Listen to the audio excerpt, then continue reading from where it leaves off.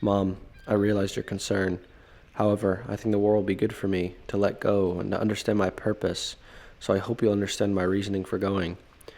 Sending this to you as I get off the docks. I'll try to send as many letters as my superiors will let me. Love from your son, William.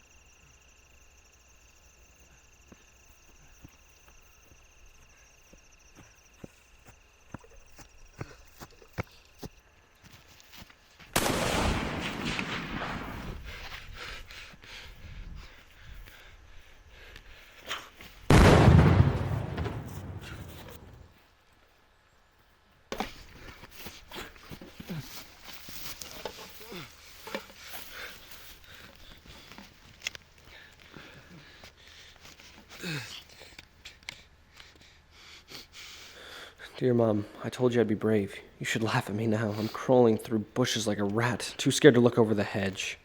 They say we fight for honor, but honor doesn't duck bullets. It doesn't limp on a ruined leg.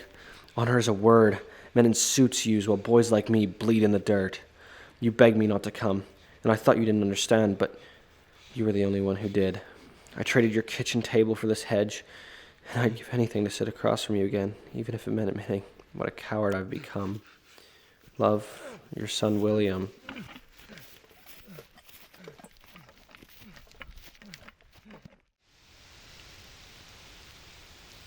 Dear Mom, you used to call me dramatic when I scraped my knees. I'd come limping into the kitchen like the world had ended. Tonight, I'd give anything to be back in that kitchen with you.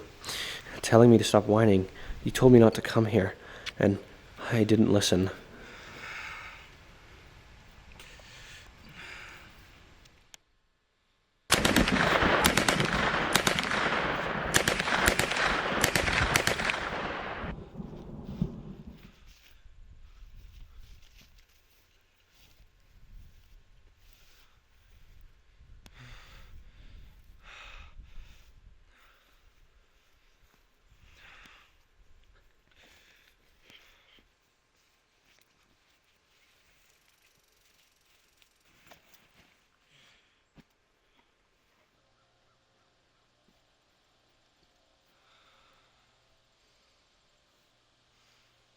You warned me that men in uniforms would fill my head with lies. I told you I was smarter than that. I wasn't. They promised honor, but there's no honor in dragging yourself through mud with a rotting leg. There's no honor in shooting shadows you'll never see the face of. You were right, Mom, and I hate that you were right, because every step south feels like I'm walking deeper into your disappointment. I love your son, William.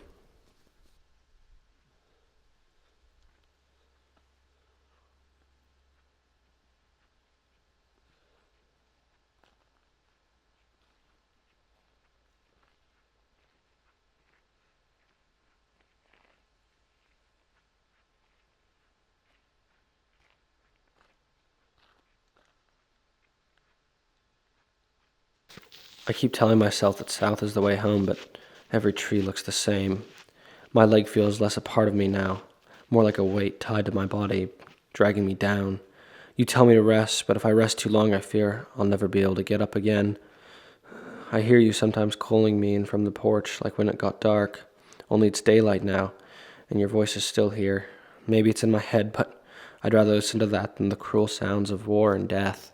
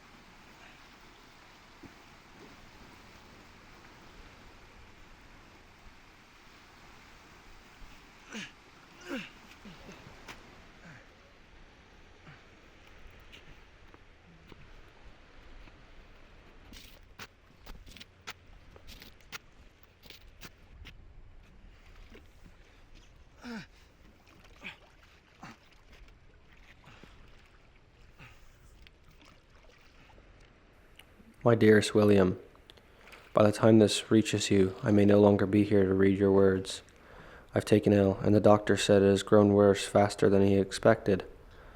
I begged him to give me more time, but time doesn't bargain. I need you to know that I never stopped praying for you, even when I was angry at your choice to go. You are my son, and no uniform or distance could ever change that. If I don't see you again, I want you to remember me in the kitchen, humming over the stove, not in this sick bed. That is the mother who loves you, not the frail body I leave behind. Come home safe, William. If I cannot be waiting at the window, know I will still be with you, wherever you walk. With all my love, Mother.